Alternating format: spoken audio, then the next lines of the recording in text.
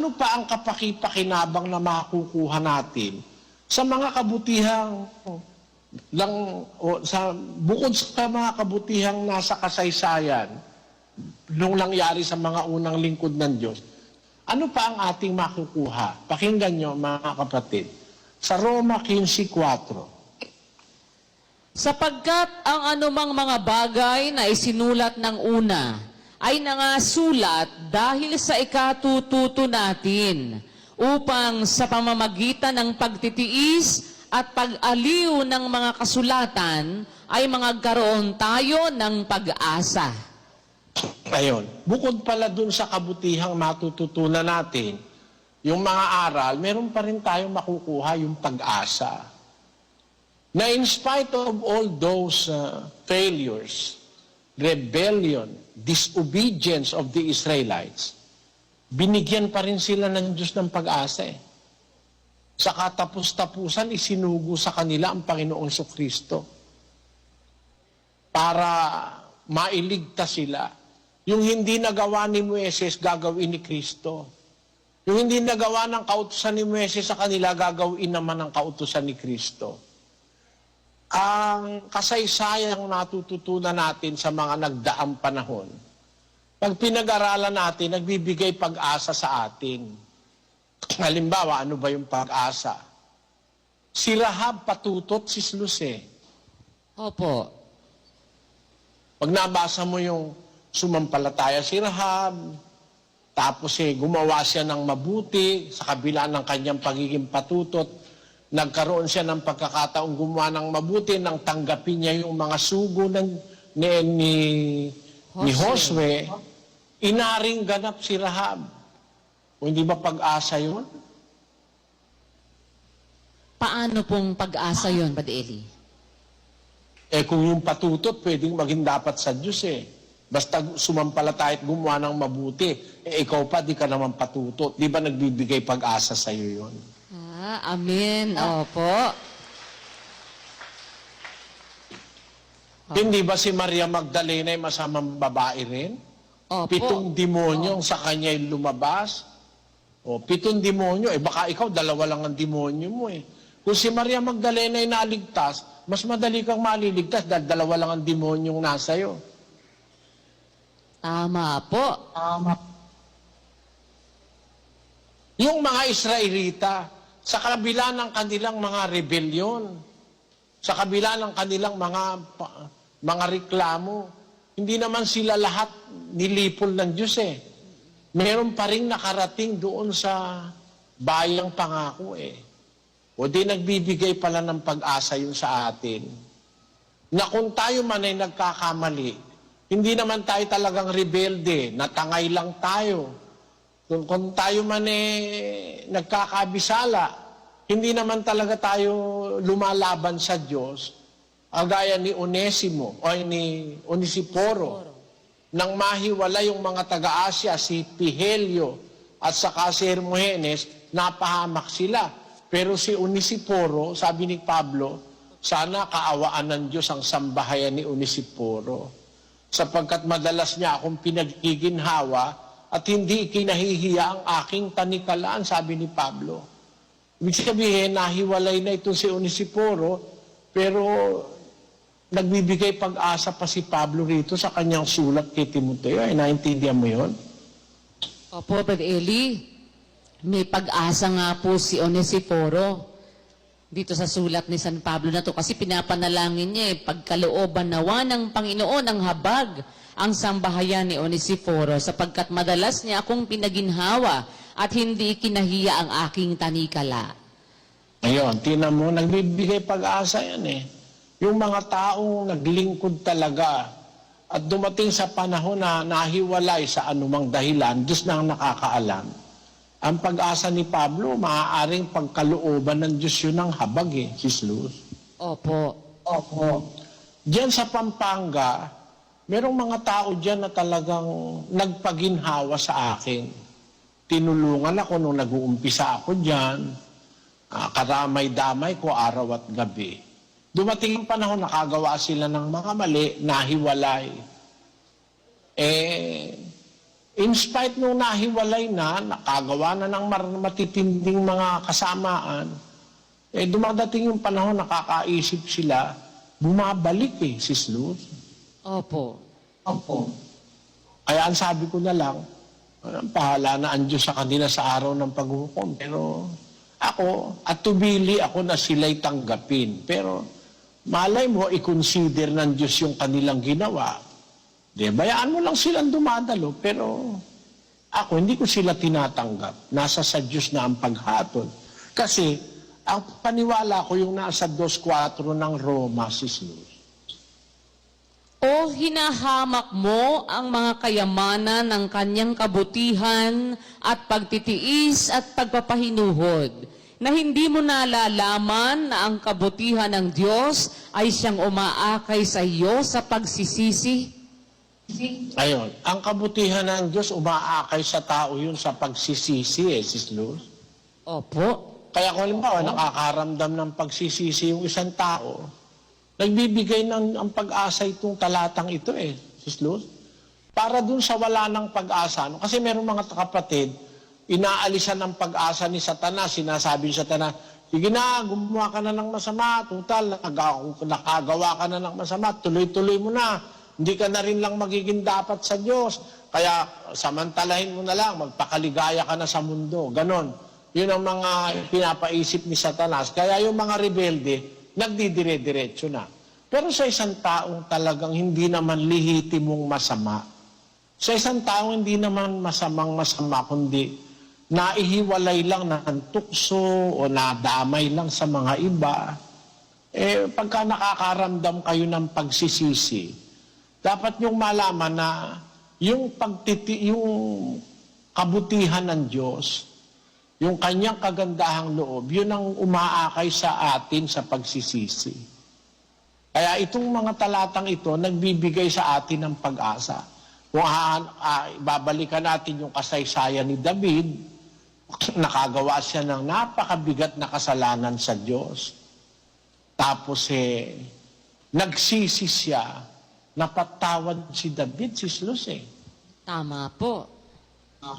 Hindi niya na inulit, nagsisi siya, talagang pinagsisihan niya ng mataimtim. Buong buhay niya nagsisi siya. Yun. Awa ng Diyos naging dapat si David. Kaya ngayon pati mga awit natin. Magsisi sa madla mo sala, tuwing mag-aalay ka. La la la la la la la la.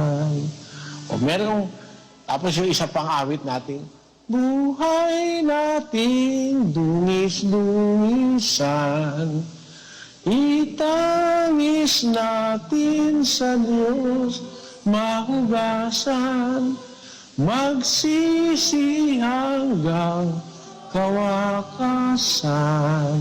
Sala natin ay binisan. Yung kasing kabutihan ng Diyos, yun ang aakay sa atin para magsisi Para wag tayong magtuloy-tuloy na gumagawa ng kasamaan sa kanyang paningin. Kaya yung kasaysayan ni David, yung kasaysayan ni Samson, na nailigaw siya ni Delilah, pero nagbalik loob ang kanyang pagtitiwala sa Diyos. Sa katapusan, sa kanyang kamatayan, naipaghiganti niya ang bayan ng Diyos sa mga Pilisteo. Mas marami siyang napatay sa kanyang kamatayan kaysa sa kanyang araw na nabubuhay siya. Dahil nagtiwala siyang muli sa kapangyarihan ng magagawa ng Diyos. Nailigaw man siya ng kanyang napangasawang si Delilah. Yun. Yung mga bagay na yun, nagbibigay pag-asa. Mga bagay na nasulat nung una, nasulat sa pagpapaalaala sa atin upang sa pamamagitan ng pagtitiis at ng pag-aliw ng mga kasulatan, magkaroon tayo ng pag-asa. Kaya yung mga kasaysayan na yun, bagaman walang letrang nakasulat na utos sa mga ganong bagay, yung kasaysayan, makakakuha ka rin ng tututo ka. Si Pablo nga, natuto siya mismo Nabasa niya yung mga nangyari sa mga Israelita, pati yung nangyari kay Moises, na Hindi, ang talagang original ang sabi ng Diyos kay Moises, alisin mo yung aking mga lingkod, ilabas mo sa Ehipto, dalhin mo sa lupang aking ipinangako na mamannahin nila. Pinangako ko kay Abraham. Sabi na. So ang original na ni Moises, alisin sa Israel, sa Ehipto, dalhin sa Kanaan. Dahil sa minsan nakukulitan si Moises doon sa mga Israelita. Uminit ang ulo ni Moises.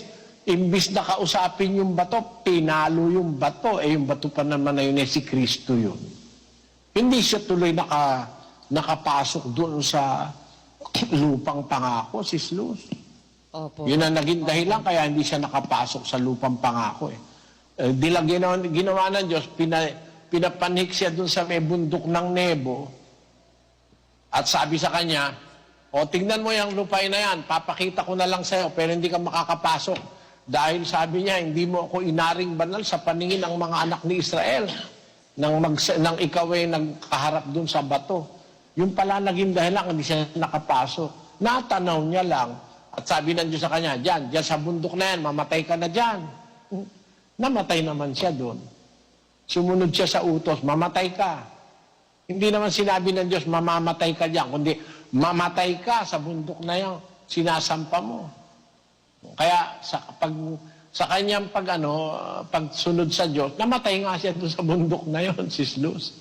Siguro ang ginawa ni Moises, nahiga na lang, Tapos tayo na lang na malagot yung kanyang hininga. Wala kasi siyang sakit Malakas ang kanyang katawan pero ayaw na ng Diyos siyang papasukin dahil na sa init ng ulo niya. Meron kasing mga dinidisplay si Moises sa kanyang buhay na kainitan ng ulo. Nung unang init ng ulo niya, binalibag niya yung 2 tapyas na bato, basag. No?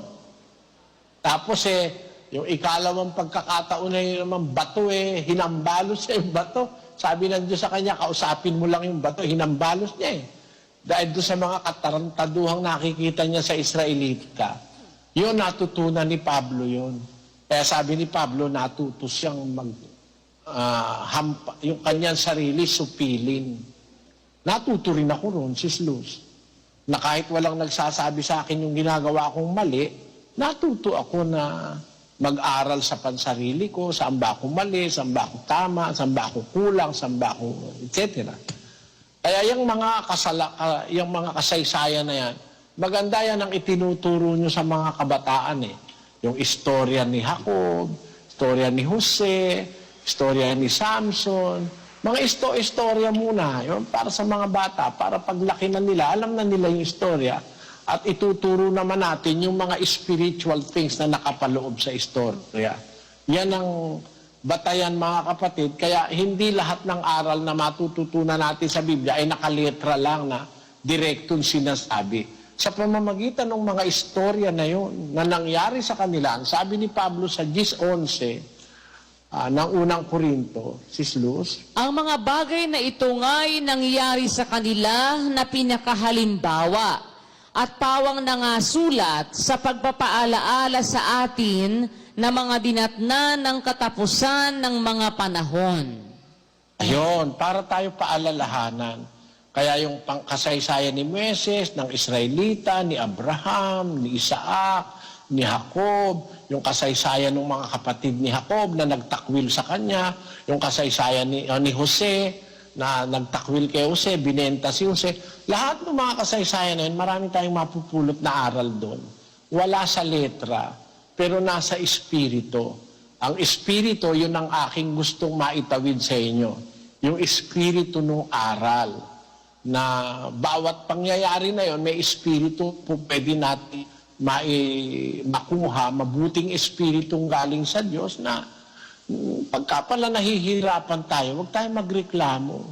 Huwag tayong salita ng salita. Buisit na buhay to, buisit na bahay to. Ba't ganun? Ba't yung buhay ang buisit? Bigay ng Diyos yun. Kaya ka buhay, bigay ng Diyos yun. Sasabihin mo, buisit na buhay. Puro na lang ikahirap, puro na lang hirap, puro problema. Hindi mo ba alam na ang Diyos ang nasasaktan mo ang kalooban? Isang aral yun na dapat nating matutunan, mga kapatid. At yung pagnanasa nating laging masarap ang pagkain, karne, yan kasakiman sa harap ng Diyos yan. Bagaman hindi bawal kumain ng karne, matuto tayong mag-adjust. Naintindihan mo ba yung mensahe nung sinasabi ko, Sis Luz? Opo, Brad Eli, awa ng Diyos, naintindihan po namin nga yan na lumalabas pala, kasakiman pala yon, yung hindi ka makontento kung ano yung meron ka. Kung ang pagkain mo simpleng pagkain lang, hindi karne, wag mo nang nasain yung kumain ka pa ng karne sa, yun nga, may mga nagnanasa ng hindi naman nila tinataglay. Papatak nga po pala na yun ay kasakiman. Tapos yun nga, yung pagsasalita na para bang dako mo nahihirapan ka na, parang kung magsalita nga po, hindi na iniisip kung ano yung sinasabi nila, ang na-offend pala natin ay ang Diyos, kagaya nga po nung sinasabi ng ibang mga tao na ganoon na visit na buhay ito, na para bang ganon, lalabas ang Diyos nga ang na-offend kasi siya ang nagbibigay ng buhay. Pag sinabi mong visit yung buhay mo, ba't ang Diyos ang na-offend kasi siya ang nagbibigay ng buhay sa'yo. Kaya hindi po yun namamalaya ng tao na parang wala lang doon sa mga iba. Parang pagka nagdaramdaman Diyos doon, Sis Luz. Opo. Namumungkahi siya sa galit, nagagalit ang Diyos pagka nakakarinig siya ng mga ganon na salita sa tao. Mag-ingat tayo, mga kapatid. At ang dyan, yung pagtitiis, upang sa pamamagitan ng pagtitiis at pag-aliw ng mga kasulatan ay magkaroon tayo ng pag-asa. Halimbawa, nahihirapan ka sa buhay, imbis na sisihin mo ang kahit na sino, sabihin mo sa Diyos, yung kagaya ng sinasabi ng isang nagmamahal, kahit libong dusa ay hahamakin, kung ikaw ang magdudulot, ay ligaya sa akin. Ayon, kung sa tao nasasabi mo yan, lalo mong dapat masabi sa harap ng Diyos na kahit na po ako mahirapan, Panginoon, kahit na po mayroong mga mabibigat na mga sama ng loob sa aming mga kaaway, sa mga kapwa-tao, huwag mo lang po kaming iiwanan. At nangangako kaming hanggang sa katapusan, aming ipagpapatuloy ang aming sinimulang pagkilala at paglilingkod sa iyo. Tulungan mo lang po kami, Ama. Yon ang dapat nating maisaisip, mga kapatid. Sana naunawaan ninyo ang mensahe ng ating paksa ngayong araw, mga